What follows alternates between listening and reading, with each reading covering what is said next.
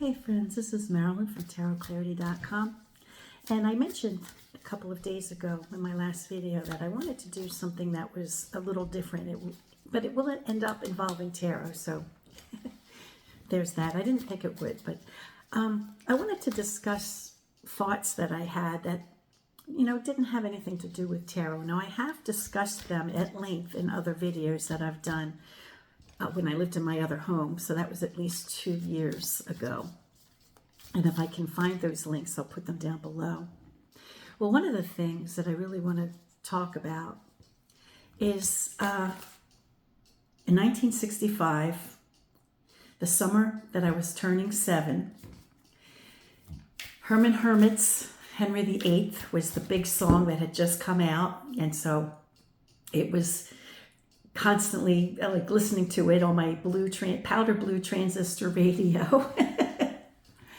And my girlfriend and I had a friend who lived two or three houses away from my grandparents, and her name was Tracy, and we just hung out, like she was a little older than me. She might have been 10. She might have been 9, 10, something like that. I was only going to be 7, so I was small. But we were the only 2 kids on the block staying with our grandparents.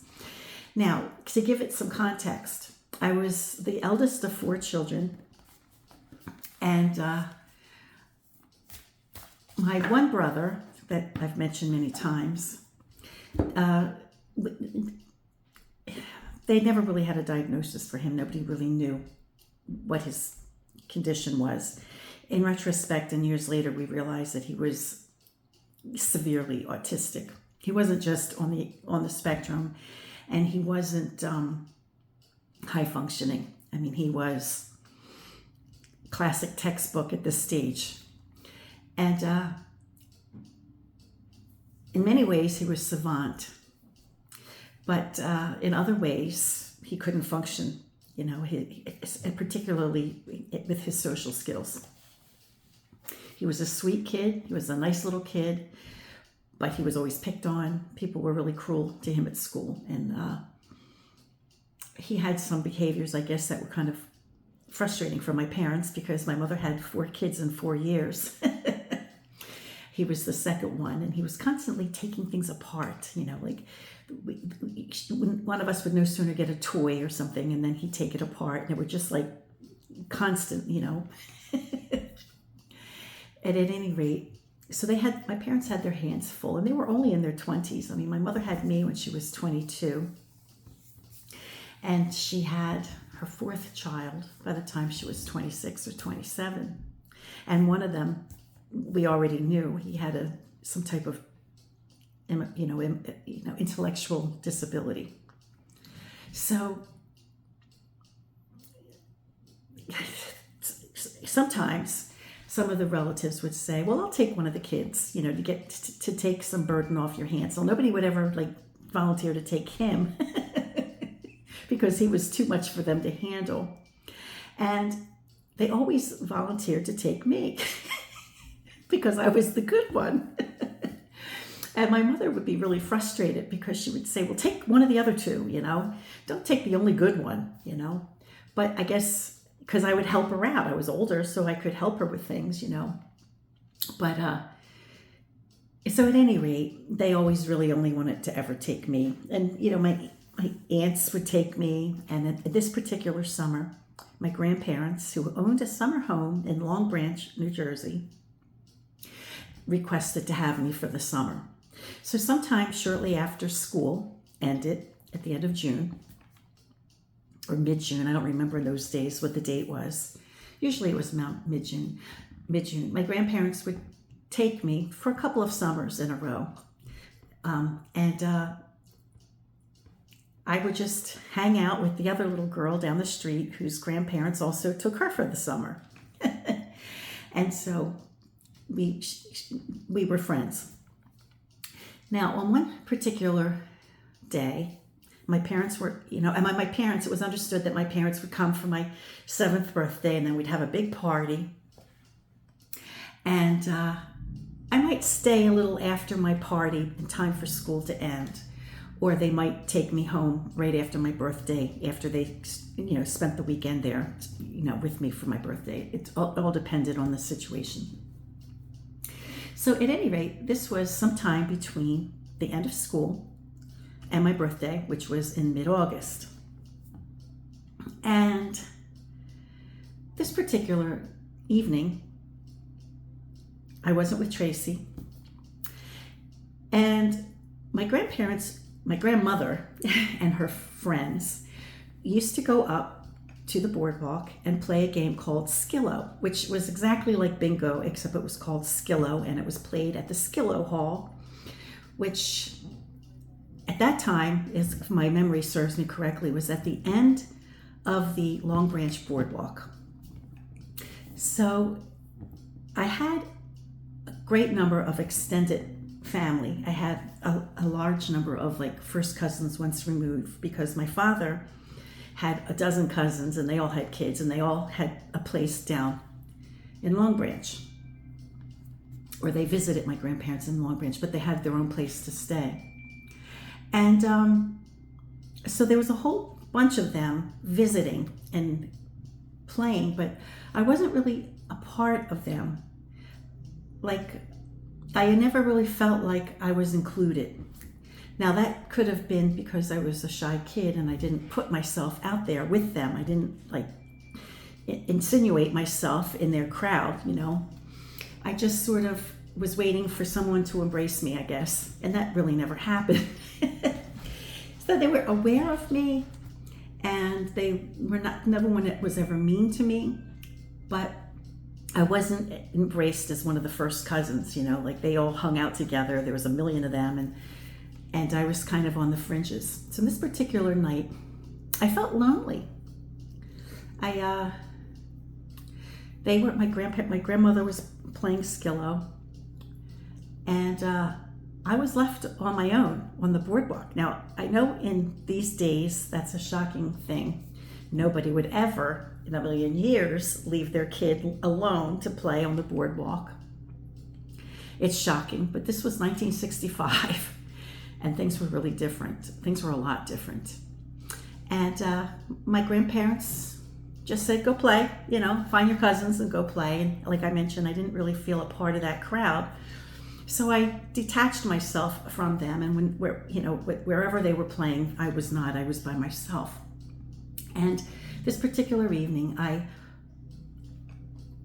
went to the end of the boardwalk, which is where the Skillo Hall was, and they had these metal, I'm sure you've seen them and you can remember them, just like a metal, I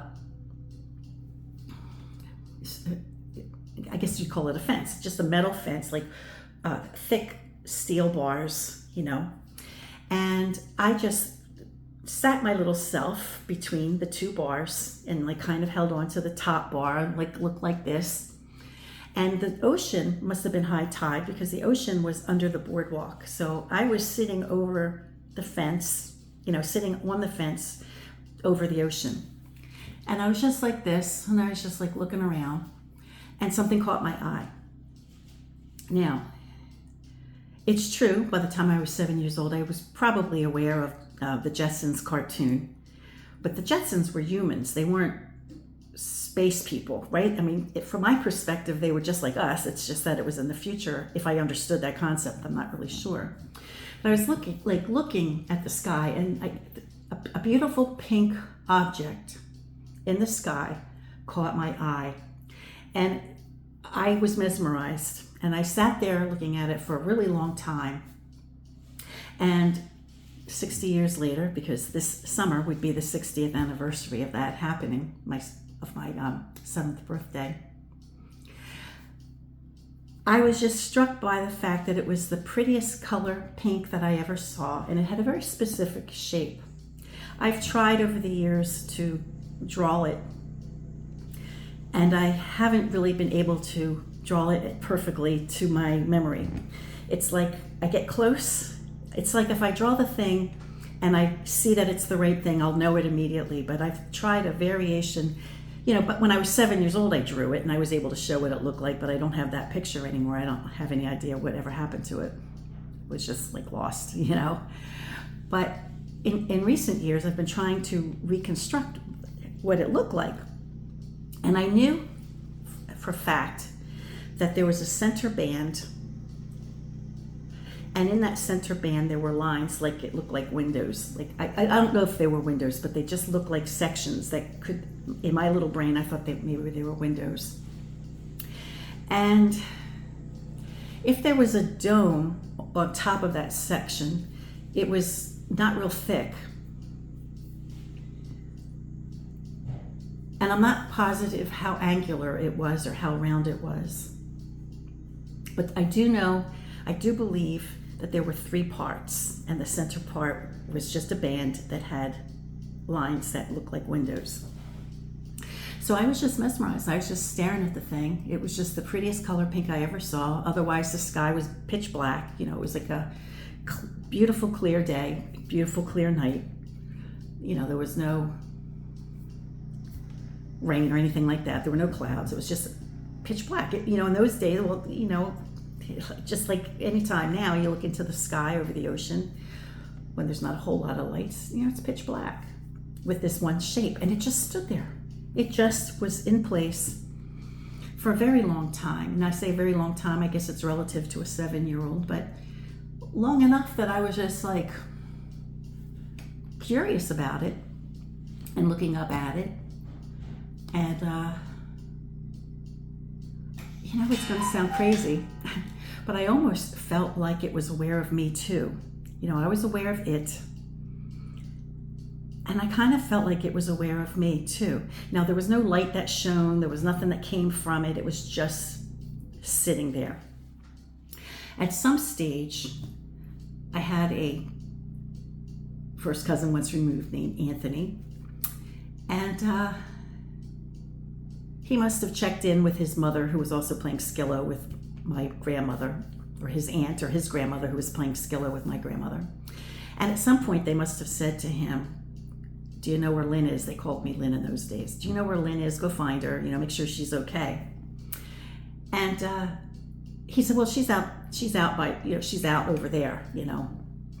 So they said, "We'll go get her, make sure she's okay." So Artemy came over, and he saw me, and he's like, "What are you doing?" You know, like I was just sitting there on the bed, on the fence, looking up at the thing. And he asked me what I was doing, and I pointed, and he lost his, you know what? He was probably 3 or 4 years older than me. I was going to be 7. I was really young, and he was probably 10 or 11, you know. And he like immediately was like, "Oh my God," you know, like he identified it as a UFO. Now, I didn't know anything about UFOs. Well, you know, because even on the Jetsons, there was no such, they didn't say UFO, you know, right? The Jetsons was just a show about modern day humans, like that were really modern in the future, but they never said UFO or anything. So I didn't know the term. But he just says, "Oh my God, it's a UFO, it's a UFO." He said it almost immediately.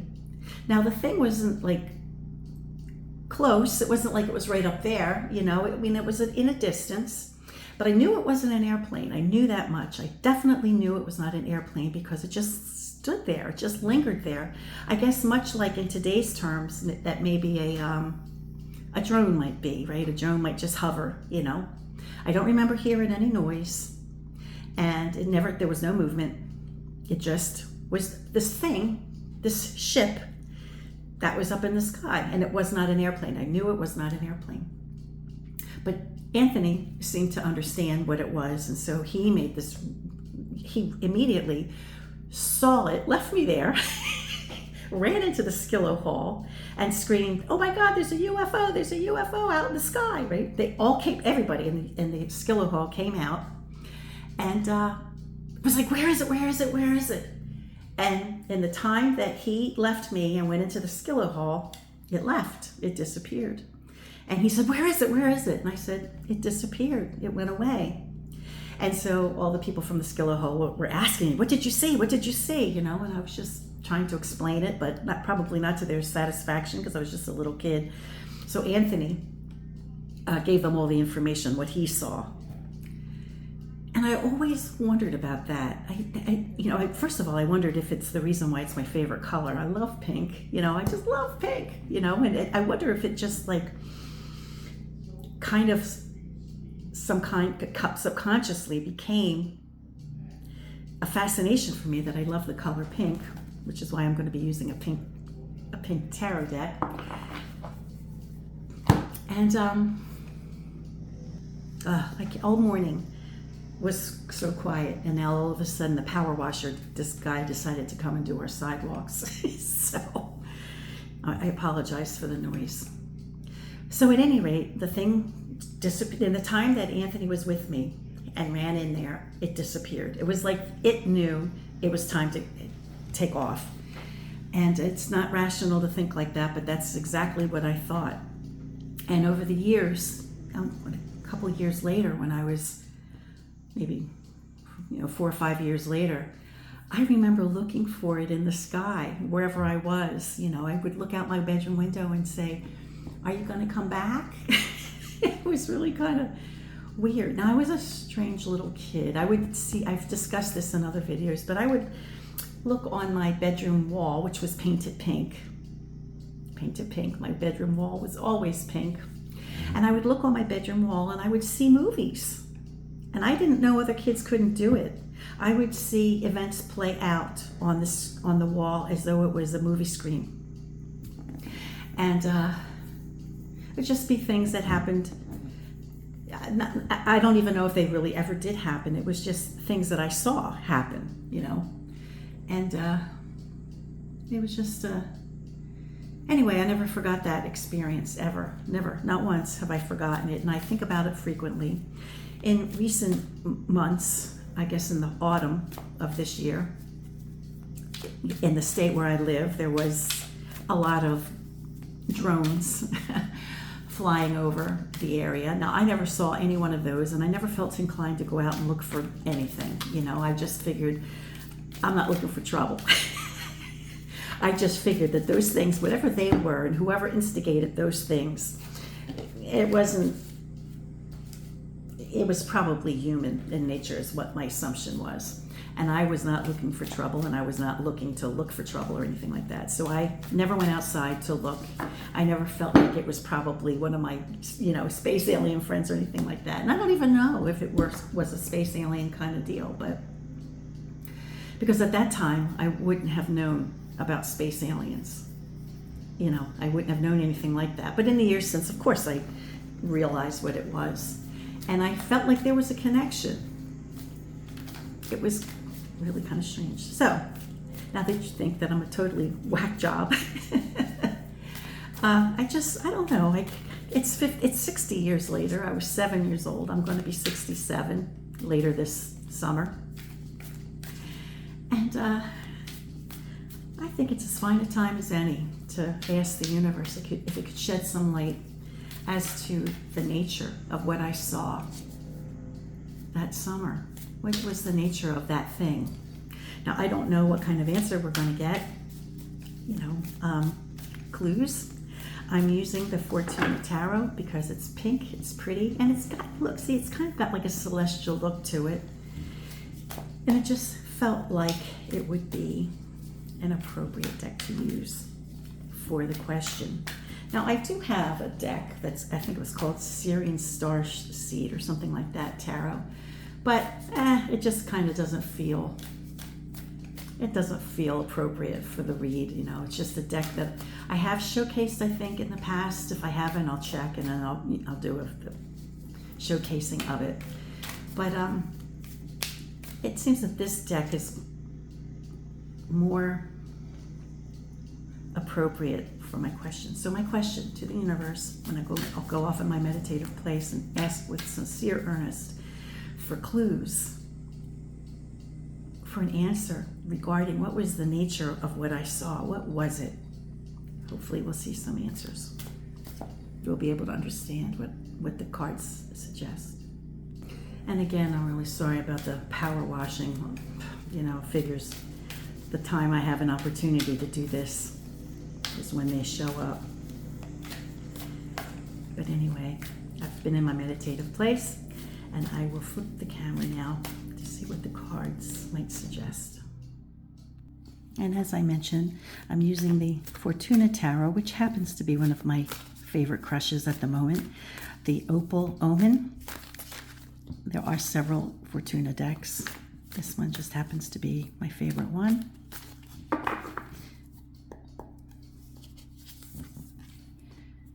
Queen of Talismans. So this would be equivalent to the Queen of Coins. So she's the most reliable queen. Let's see what else we have.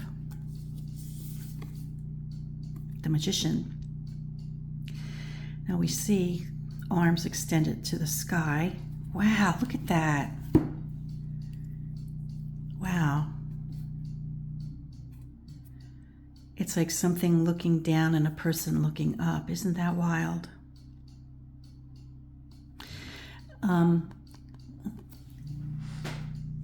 That's Mercury. I don't know, what that would be a clue for. Maybe it's nothing.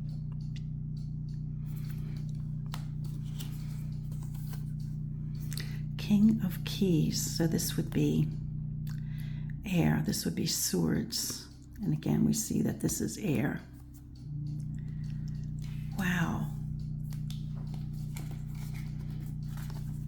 So we have the Queen, which has no value, the Magician, which is 1, and a King, which has no value. So the quintessential card would be the Magician. So let me pull a Magician from my other Fortuna deck and take a look at all these cards together. So it's interesting that we have on one end the Queen of Air and the King of, the Queen of Earth and the King of Air, which don't get along real well. This individual is, a very reliable person, right? This individual is a more aggressive, assertive person. These two elements don't play particularly nice together. However, in between them, they are tempered by the Magician card, and the Magician card is the Quint card. Now, I understand the Magician card to be a trick. Sometimes there could be deception, a trick. It could be that my perception, despite being a level-headed little girl or whatever, it's possible that my perception of what was going on was confused, and my mind was tricked into believing it was something that it wasn't. But I'm compelled by the configuration of the Magician card, which kind of reminds me of somebody embracing or looking up to the sky and being acknowledged by whatever that thing is, looking down at them. And we see it twice. I was definitely sitting on that bench, or not, it wasn't a bench, it was a fence. But it was like a metal, iron kind of fence, that had,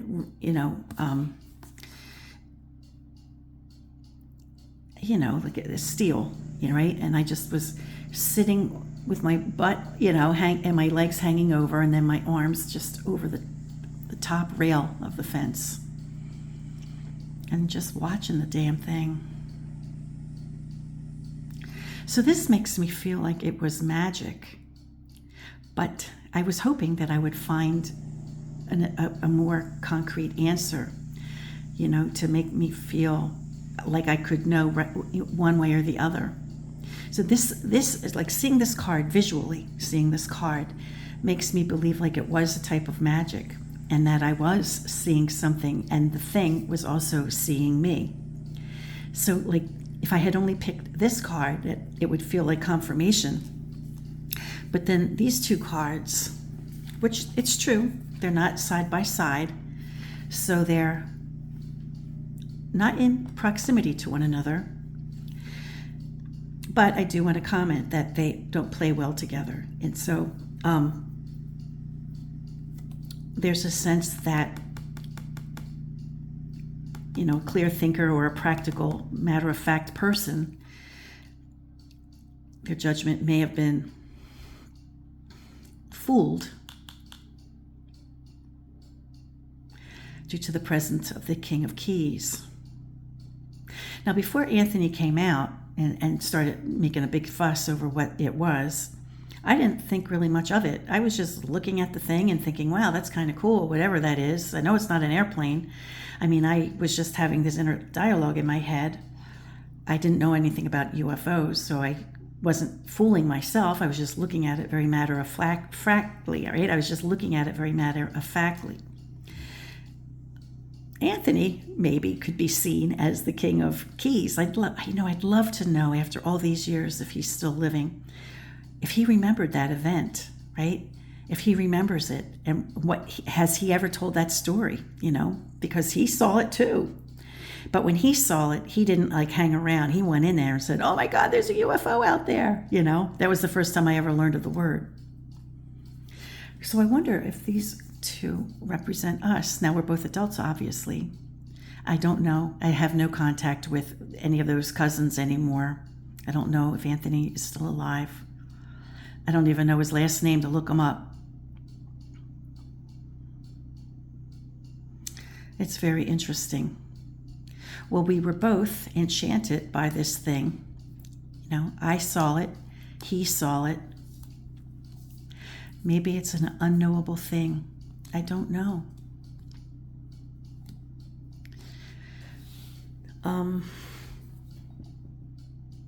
I want to believe that it was something magical because it felt magical. And I never forgot it. And I love the color pink. And I think it's because it displayed the prettiest color pink that I'd ever seen.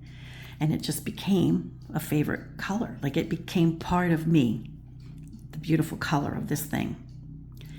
And I don't know. What do you guys think? Until next time, friends, peace, stay well, and please be kind.